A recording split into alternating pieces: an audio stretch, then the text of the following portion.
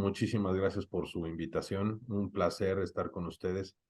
Gracias a la maestra y a mi maestro, el doctor Francisco Ochoa Carrillo, por la invitación. Y bueno, será un placer estar con ustedes el día de hoy. Bueno, primero que nada, pues me tocó hablar de un cáncer especial, una neoplasia de alta letalidad, difícil de tratar. La mayor parte de los cirujanos oncólogos no nos gusta, bueno, a pesar de que es un reto tratar pacientes con cáncer de páncreas, pues sabemos que es una enfermedad difícil por el estadio en el que normalmente se encuentra. Y para empezar a hablar en el día de hoy, me gustaría recordar un poco de anatomía. El páncreas es quizá el órgano más implacable del organismo humano y la mayor parte de los cirujanos, pues no nos gusta hacerlo enojar, ¿de acuerdo? La verdad es que eso es un órgano que solo hay que tratar, ver y manipular cuando se encuentra enfermo. El mínimo traumatismo puede causar una respuesta inflamatoria muy importante y causar múltiples problemas, incluso la muerte, cuando se manipula el páncreas. Y también es muy importante saber, y dado que me dirijo a un auditorio que en su inmensa parte son médicos y gente interesada en el área de la salud, bueno, el conocimiento de la relación del páncreas con las estructuras circundantes es primordial para entender los signos y síntomas y las patologías de este órgano y por qué a veces en la historia natural de las enfermedades de este órgano y en concreto en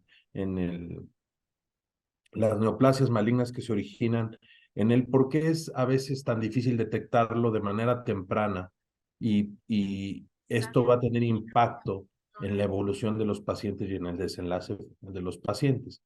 El, el, el, el páncreas es un órgano principalmente eh, extraperitoneal, está atrás de toda la cavidad abdominal y está dividido en 4 porciones. Aquí podemos ver que hay 5 colores porque la cabeza normalmente está y el proceso uncinado se toman como una parte. Aquí podemos ver en rosa el proceso uncinado, en azul la cabeza del páncreas, la zona verde el cuello, el, la zona naranja el cuerpo y en amarillo la cola. Y esto va a tener una importancia también en el desarrollo de las neoplasias y en las relaciones que guardan. Esa es la sintomatología que nos van a dar. Primero quiero dar un panorama general y la importancia que este tiene en el desarrollo después de los cuadros clínicos de, de, de las neoplasias pancreáticas. Aquí podemos ver en estrecho contacto con el duodeno desemboca el ducto pancreático principal, el conducto de Wirsung, desemboca en la segunda porción del duodeno en el ámpula de Vater en conjunción con la vía biliar principal, con el conducto colédoco.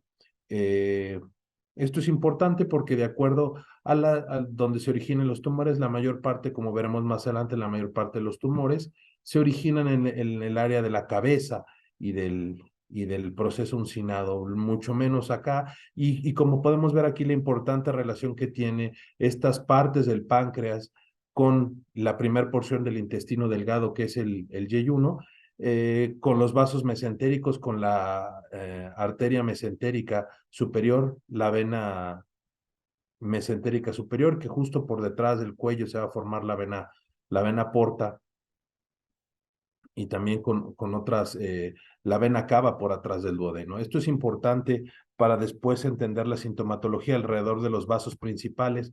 Aquí, como podemos ver, las ramas del tronco celíaco, la irrigación principalmente de la arteria mesentérica superior y del tronco celíaco, cómo se forman las arcadas, un órgano ricamente irrigado por las dos principales arterias viscerales de la aorta y también en estrecha relación, justo por detrás del cuello del páncreas, pasa la vena mesentérica superior y justo superior se va a formar la vena porta por la unión de la arteria esplénica y la vena mesentérica superior para formar la vena porta. Justo aquí también las estructuras nerviosas, el plexo celíaco y todas las cadenas parasimpáticas se van a juntar y, y el plexo visceral en el plexo vulgarmente conocido como plexo solar, plexo celíaco, y cuando existen neoplasias aquí que infiltran estos nervios, pues van a tener un dolor sordo muy característico y muy incómodo para los pacientes. Es importante hacer notar esta anatomía, estas relaciones anatómicas. Deberemos de saber que la principal función del páncreas, pues es una glándula tanto endocrina como exócrina, es decir, como glándula endocrina, contiene los islotes de Langerhans que contienen las células del sistema APUD, las células alfa, beta, delta, gamma, pero estas solo constituyen el 2% del volumen total del páncreas. El 98% del páncreas va a, ser va a tener una función exócrina y junto con los ductos pancreáticos y los acinos pancreáticos, bueno, van a constituir el principal función exócrina del páncreas, que es secretar enzimas para poder llevar a cabo los diferentes procesos de digestión de los alimentos, la adecuada absorción de los mismos. Es importante hacer notar que así en esta misma proporción, en una proporción muy similar, hablando de los tumores, la mayor parte de los tumores, los más comunes, son tumores que se originan en la parte exócrina del páncreas, y es en lo que estará enfocado este seminario, en hablar acerca de los tumores del páncreas exócrino, que principalmente pues son adenocarcinomas.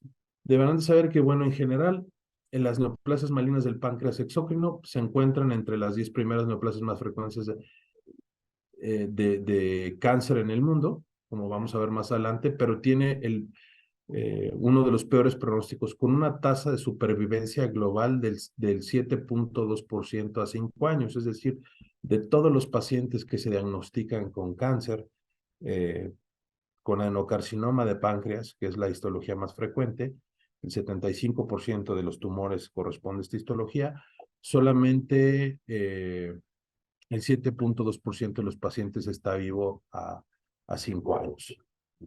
Esto es importante porque, bueno, probablemente sea una de las neoplasias más agresivas junto con el carcinoma anaplásico de tiroides y con peor pronóstico en los últimos años, y debido a la investigación y a los trabajos multidisciplinarios en el campo de la oncología, bueno, se ha podido impactar y aumentar esta supervivencia, sobre todo en etapas tempranas con terapia multimodal.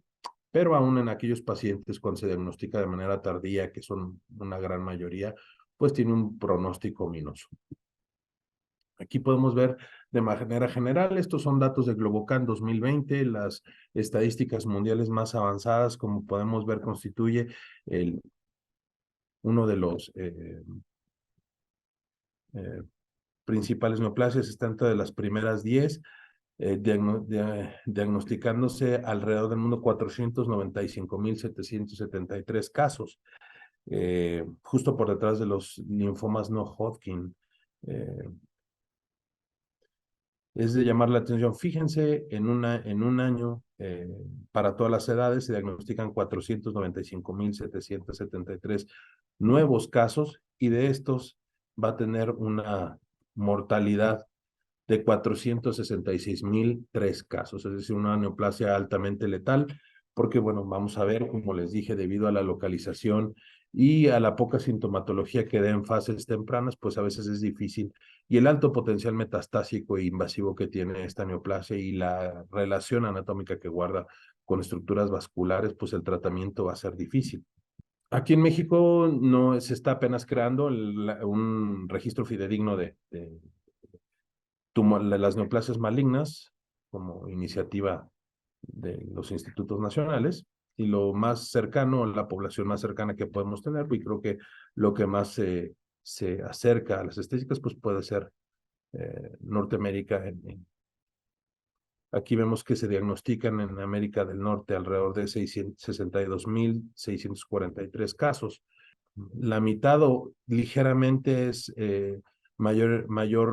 más frecuente en hombres, 32,938 casos en hombres, 29,705 en mujeres, y anualmente podemos ver que de los 62,643 casos que diagnostican, pues se mueren 53,277 casos en ambos sexos. Alrededor del mundo, pues también una neoplasia altamente letal, como ya les dije, 495.773 casos en el mundo, con una mortalidad de 466.003 casos.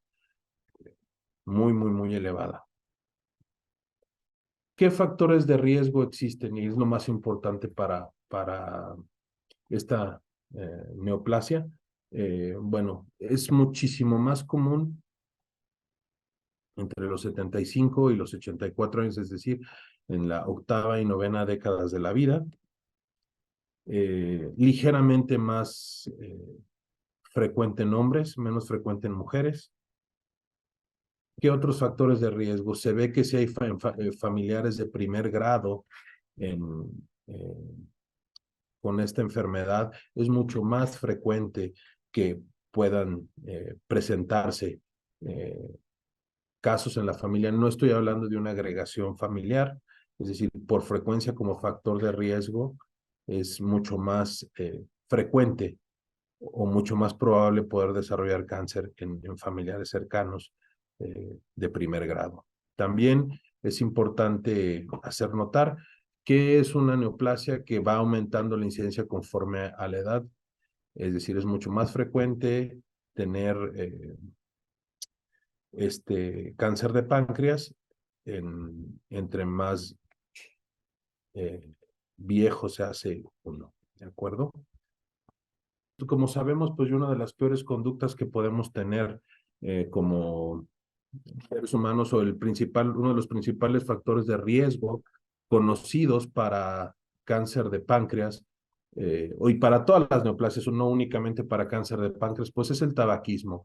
El tabaquismo en todas sus formas de consumo, pues es un factor de riesgo para diferentes tipos de cáncer. Sabemos que es un factor de riesgo para desarrollar cáncer de vías aerodigestivas.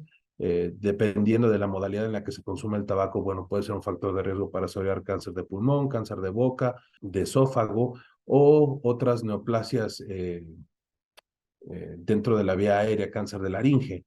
Los cigarrillos, concretamente el consumo de cigarrillos está asociado a un aumento en el riesgo de padecer cáncer de páncreas. ¿Qué tan importante es esto? Bueno, se ha visto que puede multiplicar por el doble el riesgo de padecer cáncer de páncreas en aquellas personas fumadoras con respecto a no fumadoras, sobre todo hablado del consumo de cigarrillos. Actualmente, y según las estadísticas, se cree que el 25% de los cánceres pancreáticos tiene como principal factor de riesgo los carcinógenos que se consumen durante la inhalación de humo, de tabaco.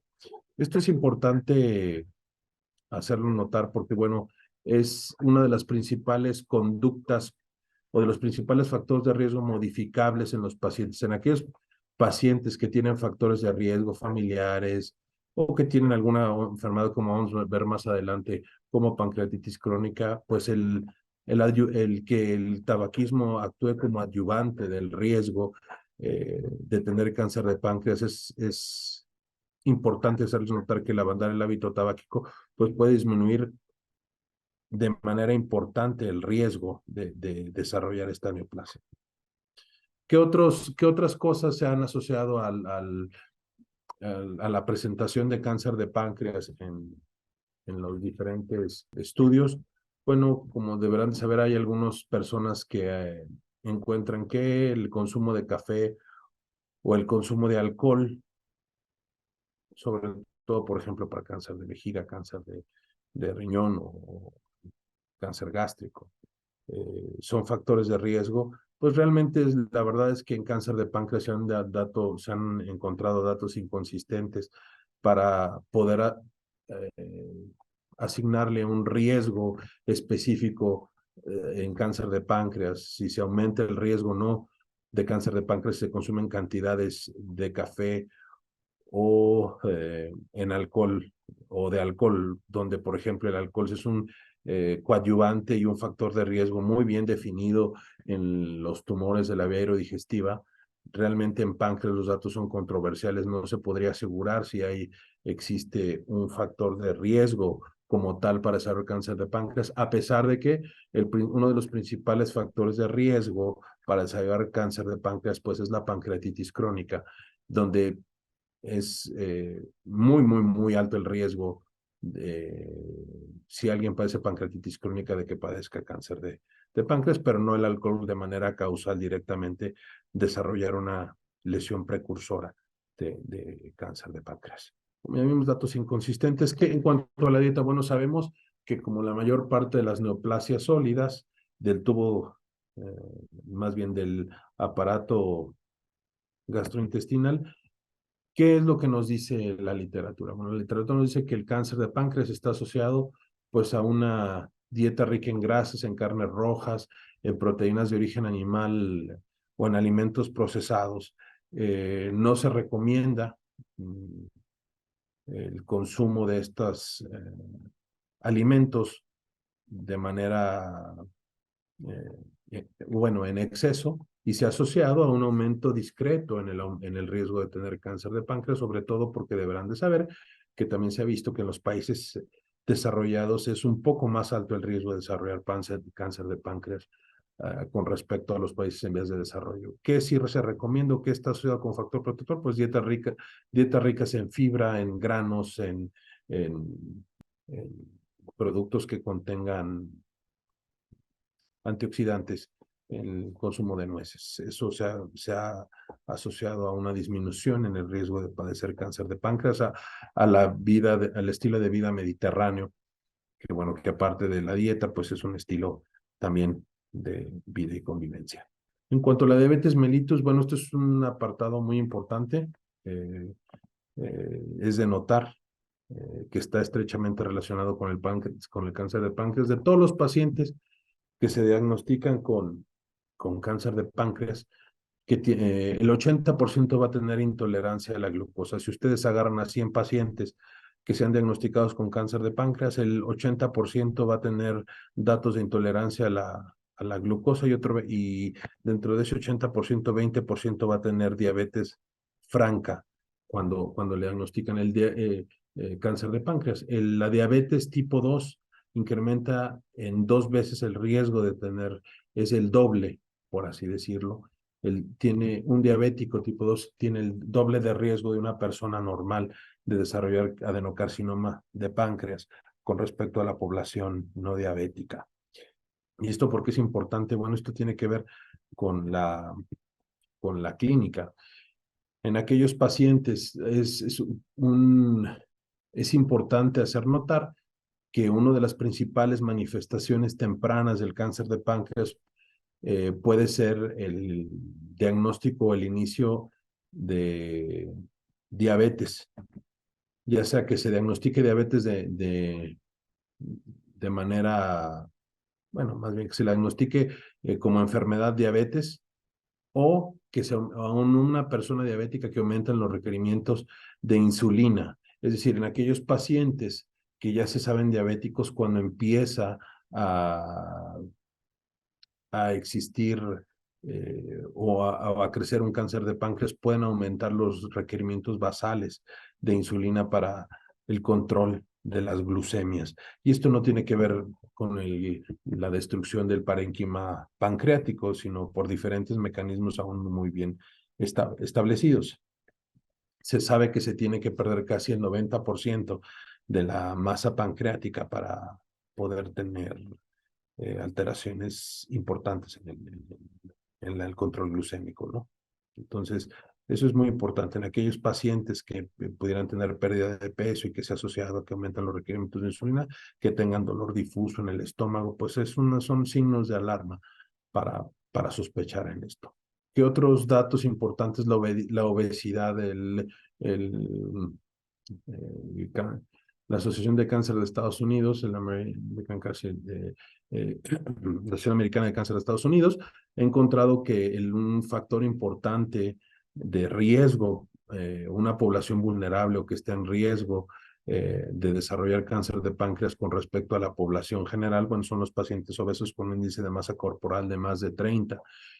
Estos pacientes tienen casi 3.5 veces más riesgo de desarrollar cáncer de páncreas con respecto a la población normal. Y esto va a ser un poco más difícil porque, como ya les dije, son pacientes que normalmente pueden cursar con intolerancia a la glucosa, que pueden tener diabetes o que pueden tener alguna otra manifestación de esta enfermedad de manera temprana y enmascararse por su mismo problema metabólico que tiene. El principal factor de riesgo conocido, como podremos saber, y lo que se asocia alta con un riesgo mayor de padecer cáncer de páncreas es la pancreatitis crónica. La pancreatitis crónica, como podemos saber, de manera inicial puede causar con episodios de dolor muy intensos en el abdomen y después convertirse en una enfermedad silente donde haya destrucción y fibrosis del páncreas, pero ya sin los cuadros de dolor característicos, por ejemplo, de la pancreatitis aguda. La continua inflamación del parénquima pancreático, la fibrosis, la destrucción, las citoquinas proinflamatorias, el proceso fibrótico, va a favorecer, como vamos a ver más adelante, que existan alteraciones en las células del parénquima pancreático, en las células ductales y en las células acinares, y que haya una neoplasia intraepitelial dentro de las células pancreáticas y que se favorezcan las alteraciones por, digámoslo así, insultos crónicos al parénquima pancreático, donde van a tener que ver los genes de apoptosis, proliferación, entonces en aquellas personas, independientemente de la causa, sobre todo en pancreatitis familiar o algún otro tipo, o pancreatitis por predisposición alcohólica, el riesgo va a estar 20 veces aumentado. Hay que tomar en cuenta esto en pacientes que sepamos que tienen pancreatitis crónica y podría ser una población que tengamos que estar monitoreando constantemente para monitorear si empezara con algún síntoma. Dentro de la genética del cáncer de páncreas es muy importante hacer notar que, bueno, va a ser un conjunto, igual, como deberán de saber ustedes, el cáncer tiene que se tienen que reunir principalmente varias anomalías genéticas para que se manifieste el cáncer. Existe una teoría que, al igual del cáncer de colon, que se origina a partir de los adenomas y cómo van sufriendo displasia según las mutaciones que vayan acumulando a lo largo de las replicaciones celulares. Y va a estar implicando múltiples mutaciones que se heredan y que se van a adquirir durante el envejecimiento normal de las personas. Es muy importante hacer notar que el principal gen implicado, el principal protoncogen implicado, bueno, va a ser Carras, el cual va a presentar mutaciones en el 90% de los tumores pancreáticos. Es decir, ese puede ser una manera ahora la investigación va ligada en personas con alto riesgo de padecer, por ejemplo, los enfermos con pancreatitis crónica o los pacientes con cáncer, porque existe el cáncer pancreático hereditario, ir monitoreando la mutación de Carras y si es susceptible o no de hacer detección a través de esto. Es la principal molécula mutada junto con otros, por ejemplo, mutaciones locales de P53 y de otros factores de crecimiento. La biología molecular va para allá, pero aún así deberán saber que el 90% de los tumores pancreáticos son de novo. Solamente se estima que el 10% del cáncer pancreático será predisposición genética hereditaria y los principales agentes involucrados, los principales síndromes involucrados en esta predisposición familiar a desarrollar cáncer pancreático van a ser aquellas personas que tengan mutación en el gen de BRCA2 asociado también a cáncer de mama hereditario, en el síndrome lunar melaноmático familiar, en aquellos pacientes que presentan mutaciones en el APC y que desarrollan una poliposis adenomatosa familiar de cáncer polipósico, también en aquellos pacientes con cáncer de colon no polipósico existe una frecuencia aumentada de cáncer de páncreas. En aquellos pacientes que presentan síndrome de Peutz-Jeghers, también un síndrome hereditario asociado a múltiples pólipos amartomatosos en el intestino delgado y el intestino grueso y el síndrome ataxia-telangiectasia, como podemos ver aquí las manifestaciones clínicas cutáneas de este síndrome. La verdad es que la mayor parte de los tumores pancreáticos se desarrollarán en pacientes sin antecedentes familiares de cáncer pancreático y esto hay que tenerlo en cuenta. Y si llegamos a ver algún caso, sobre todo de estos que les menciono, pues habrá que tenerlo en cuenta porque no es raro encontrar un tumor pancreático en pacientes con estos síndromes. ¿Qué podemos en cuanto a la patología?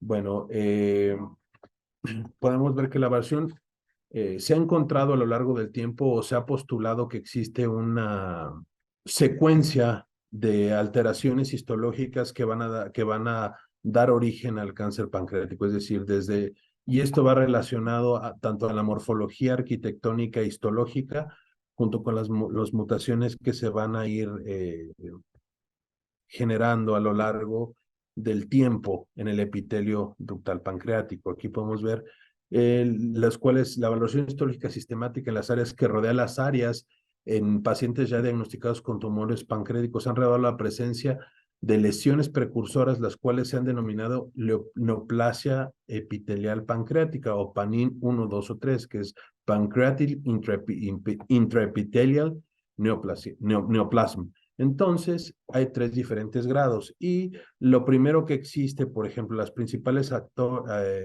alteraciones histológicas en el PANIN 1, pues van a ser mutaciones en Carras. Posteriormente, de acuerdo a la evolución de esta displasia, por ejemplo, en la PANIN 2 ya va a haber alteraciones en los receptores CDKN2A y más adelante, cuando ya hay más displasia o un carcinoma in situ, como en el PANIN 3, bueno, pues alteraciones en P53 y en otros genes supresores de tumores. Ya cuando esto ha sido suficiente y se empiezan a expresar otras moléculas que permiten la infiltración, como las metaloproteinasas, pues ya va a existir la infiltración cuando se rompe la membrana basal, convirtiéndose propiamente en un cáncer invasor. Y ya que esto ocurre al romper la membrana basal, pues los receptores, los quimiorreceptores de las células endoteliales y toda la batería de los tumores ya invasores para eludir el sistema inmunológico van a permitir la diseminación y más aún cuando en estas células existe la expresión de mesotelina, pues la capacidad y el riesgo de que se encuentren metástasis a distancia, porque ya las células tienen la capacidad de implantarse en lugares distantes al sitio primario. Como ya vimos, esa es la teoría histológica y las principales alteraciones de la progresión desde una neoplasia intraepitelial hasta un tumor, hasta un cáncer invasor. Pero bueno, ya que vimos las alteraciones histológicas, ¿qué tan frecuente y cuáles son los sitios más frecuentes de presentación dentro de la glándula? Como ya les dije, el páncreas es un órgano retroperitoneal, se encuentra pegado a la columna prácticamente hasta atrás. Ya vimos las partes. Lo más importante es que la mayor parte de los tumores se presentan, 66%, 2/3 se presentan en la cabeza, 15% en el cuerpo, 10% en la cola, y el muestra una afección difusa o una multifocal dentro de la glándula. ¿Por qué es importante esto? Porque, bueno, aquellos tumores que se originan dentro de la cabeza, pues van a detectarse de manera más temprana porque de acuerdo a las estructuras que se encuentran adyacentes y que infiltran y como vimos desemboca en conjunto el conducto pancreático, en conjunto con el conducto principal biliar, pues van a causar ictericia y sintomatología de manera más temprana que los tumores que se encuentran en el cuerpo y en la cola, que generalmente se encuentran de manera más tardía, son tumores grandes que se encuentran en estadios más avanzados porque la sintomatología que pueden dar es poca. Entonces, esto es importante hacerlo saber, ¿de acuerdo? En aquellos pacientes que tienen ictericia de manera temprana, bueno, se van a comportar como un síndrome de tumores de la encrucijada biliar, donde puede ser, esto implica el riesgo de tener o la probabilidad de tener un tumor en el ámpula o un tumor en la cabeza del páncreas o un colangiocarcinoma intraductal del colédoco distal, ¿no? Y ese es el principal diagnóstico diferencial cuando existe un tumor en la cabeza del páncreas. De manera general, el tipo de tumor más frecuente en el páncreas van a ser los adenocarcinomas ductales en el 75% de los casos, seguidos del carcinoma adenoescamoso probablemente en el 15% de los casos. El adenocarcinoma ductal es el más frecuente, con un pronóstico pues ominoso porque generalmente se detecta en etapas avanzadas, a pesar de su pequeño tamaño, tiene un alto potencial metastásico invasor. El carcinoma de no escamoso tiene exactamente el mismo pronóstico que el carcinoma ductal, tiene una diferenciación escamosa, pero tiene el mismo comportamiento agresivo que el carcinoma ductal. Y el carcinoma de células acinares generalmente son tumores un poquito más grandes que que tienen un mejor pronóstico con respecto a los adenocarcinomas. Esas son las tres principales histologías. Aquí podemos ver la morfología al microscopio de cada una de las diferentes variantes.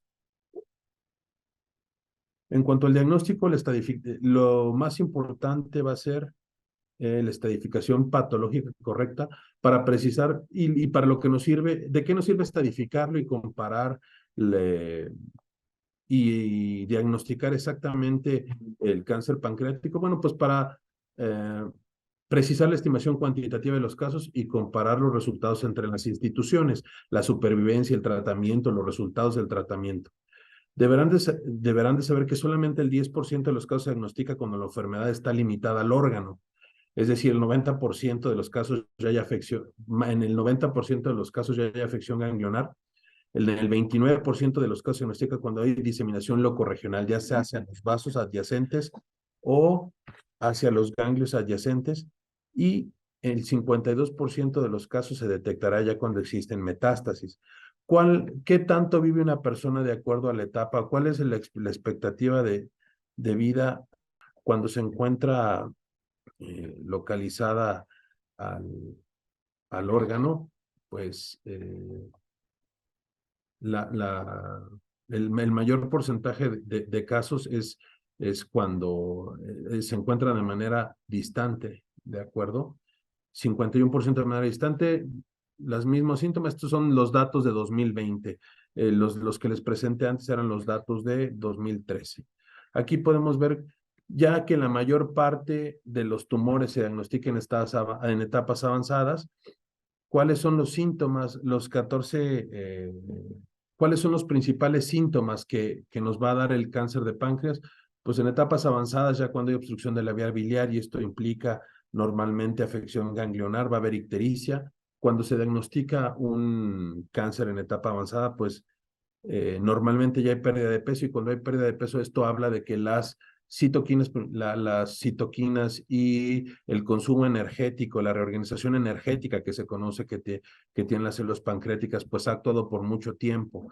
Y esto habla de un tumor avanzado que muchos de los pacientes de manera retrospectiva, cuando se encuentran ya en etapas avanzadas, han referido durante los muchos meses previos un dolor epigástrico mal definido, sordo, que no era muy molesto ni muy intenso, pero que no los dejaba estar. Esto de manera retrospectiva, ¿de acuerdo? En pacientes ya diagnosticados. Este es un cuadro que me pareció muy interesante. ¿Cuáles los datos de alarma para sospecha de cáncer pancreático? Los principales síntomas, bueno, dolor abdominal o en la parte media o alta de la espalda, eh, pérdida del apetito, náusea, ictericia, ya cuando existe obstrucción de la vía biliar, pérdida de peso, cambios en los hábitos intestinales y un inicio reciente de diagnóstico de diabetes tipo 2. Así como ya podemos ver, los mismos factores de riesgo que ya vimos, es decir, aquellos pacientes diabéticos, pancreatitis crónica. Esta imagen me gustó mucho, le va a ejemplificar mucho lo que hay que tener en cuenta para sospechar cáncer pancreático. Es decir, ya una vez, lamentablemente, pues no existe un estudio de escrutinio para diagnosticar cáncer pancreático. Generalmente, si no es de manera incidental que se dan cuenta en tumores muy tempranos, o cuando existe ictericia de un tumor muy pequeño que tapa el conducto, que está en la cercanía del conducto eh, colédoco, y por lo tanto va a causar ictericia, no se detectan. ¿Cuál sería normalmente la principal motivo de consulta en pacientes con cáncer de páncreas? Va a ser por ictericia. ¿Y qué hay que hacer en un paciente ictérico con vesícula palpable con signo de Courvoisier, en una vesícula palpable no dolorosa? Bueno, lo primero que hay que hacer, pues va a ser hacer un ultrasonido abdominal. Esto nos va a permitir diagnosticar si existe o no dilatación de la vía biliar. Si no existe dilatación de la vía biliar, pues muy probablemente se trate de un patrón colestásico debido a alguna enfermedad hepatocelular y nos va a descartar la posibilidad de cáncer de páncreas. O bien, si existe dilatación de la vía biliar, pero el colédoco se ve que hay, o en el ultrasonido se ve que hay una litiasis biliar y que aparte hay ecos internos dentro del colédoco y que hay dolor, que era lo que antes mencionaban que normalmente en aquellos pacientes que tenían ictericia obstructiva y tenían dolor, por eso era poco probable que tuvieran cáncer de páncreas y que fuera coleocalitis, pues no es la regla, la verdad es que es más bien la excepción, pero sí nos permite hacer una buena separación. Aquellos pacientes que tengan la vía biliar dilatada y no tengan ecos internos, pues inmediatamente o sospeche de una coledocolitiasis, inmediatamente deberán de ser llevados a hacerle una tomografía contrastada con el protocolo para páncreas, que bueno, una pancreatografía dinámica por tomografía con fase arterial venosa y de lavado, y esta constituye la herramienta versátil y más rentable para el diagnóstico y la estadificación del cáncer de páncreas. Nos puede hablar de la relación con los vasos, la relación que tiene con el mesenterio, si existe o no afección peritoneal, si existe también afección a otros órganos, si existe afección hepática o si hay líquido libre. ¿De acuerdo? Aquí podemos ver una imagen de tomografía donde cómo se puede observar aquí la afección del páncreas con edema de los tejidos y afección de las estructuras circundantes. ¿Qué otros estudios podemos pedir para diagnosticar cáncer de páncreas? La resonancia magnética, la imagen por resonancia magnética, pues probablemente nos dé la misma información que la tomografía. No creo que normalmente no aporta más, a menos de que se sospeche alguna afección biliar primaria. La tomografía por emisión de positrones puede ayudar en algunos casos a descartar la presencia de metástasis a distancia, sobre todo si existe alguna interacción en los marcadores tumorales, pero no es el estudio de estadificación de rutina, ya que muchos de estos pacientes pueden cursar con colangitis y dar falsos positivos de enfermedad ganglionar. Para que el ultrasonido endoscópico también es una herramienta importante que aparte de todo, pues hay algunos, sobre todo en pacientes con pancreatitis crónica, que puedan cursar con una alteración de sospecha de obstrucción por tumor de la vía biliar, aparte de que nos ayuda a diagnosticar tumores pequeños de menos de hasta 1 centímetro o menos, también nos va a permitir poder estadificar el tumor y realizar una biopsia, aunque deberán de saber que no es necesario, si se tiene una alta sospecha por clínica de que se tiene un tumor, primero realizar una biopsia para el tratamiento de estos pacientes, tratamiento quirúrgico en aquellos pacientes que se crean resecables, pero el ultrasonido endoscópico nos va a permitir realizar una biopsia. Y en aquellos pacientes una vez diagnosticados con adenocarcinoma de páncreas por imagen y por imagen y que son susceptibles de ser llevados a una resección quirúrgica porque no hay afección vascular de más de 180 grados en las estructuras arteriales, porque pueden ser llevados a una resección venosa. El tratamiento del cáncer de páncreas pues es multimodal, es decir, cirugía, quimio, radioterapia, pero el tratamiento curativo siempre lleva cirugía. La laparoscopía diagnóstica o la cirugía de mínima invasión nos va a ayudar para seleccionar aquellos pacientes que no tienen evidencia tomográfica o por imagen de enfermedad peritoneal, que es frecuente en estos pacientes. Nos va a evitar hacer una cirugía, una laparotomía innecesaria en aquellos pacientes que ya tengan metástasis peritoneales de esta enfermedad. En el caso del cáncer de cabeza de páncreas nos ayuda en un 10 o un 30% a evitar este tipo de operaciones y hasta un 50% en los tumores del cuerpo y cola del páncreas, que como les dije se encuentran en etapas normalmente más avanzadas y más grandes, por lo tanto tienen mayor probabilidad de tener enfermedad avanzada peritoneal. Una vez que se ha hecho la resección o de manera tomográfica, bueno, se estadifica al cáncer. Aquellos pacientes metastásicos, bueno, no se ha visto en grandes estudios, no se benefician del tratamiento quirúrgico. Aquellos estadios 4, con estadio 4, es decir, aquellos pacientes que tengan metástasis, pues no, lo recomendable es no ser llevados a cirugía, ¿de acuerdo? pero todos aquellos pacientes, independientemente del grado de tumor, que puedan ser resecables, independientemente del tamaño del tumor, si no está invadiendo las estructuras vasculares necesarias y si no existe enfermedad metastásica, pues son susceptibles de tratamiento quirúrgico.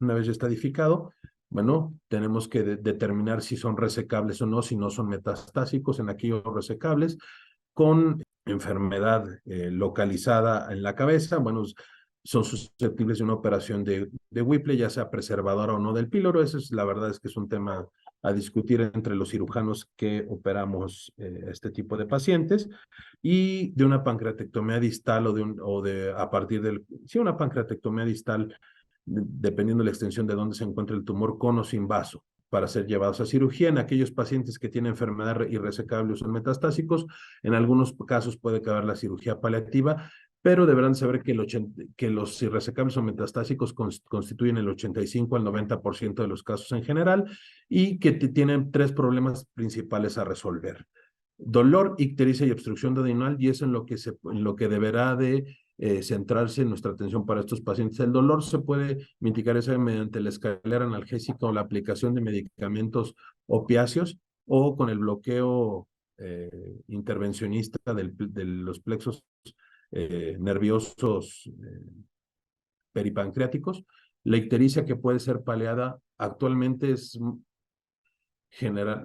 resuelve el 90% de las veces de manera endoscópica con la colocación de endoprótesis, metálicas o no metálicas. Dependerá la expectativa de vida de un paciente con una enfermedad resecable metastásica es de menos de un año, por lo tanto es poco probable que requieran una nueva reintervención, reservando solamente el tratamiento quirúrgico para aquellos pacientes que no se les pueda realizar una derivación no invasiva.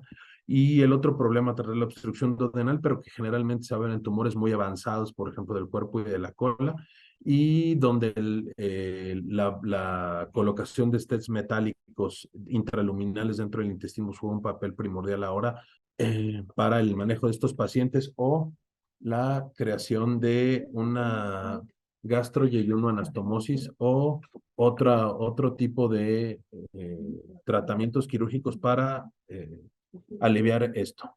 En aquellos pacientes que son susceptibles de tratamiento, en aquellos pacientes que son llevados a cirugía, después de hacer una resección completa, pueden ser llevados, o se indica, quimioterapia adyuvante, es decir, en los pacientes normalmente se ha visto que la aplicación de terapia multimodalidad, quimio, radioterapia, aumenta la supervivencia en los pacientes que fueron llevados a cirugía de manera importante, con la aplicación de un grupo diferente de fármacos y la aplicación de diferentes esquemas de radioterapia. En aquellos pacientes que son irresecables o metastásicos, la quimioterapia sistémica puede aumentar la supervivencia algún tiempo, y la radioterapia paliar algunos síntomas.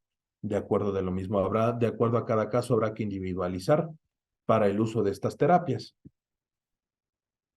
Y esto sería todo por mi parte.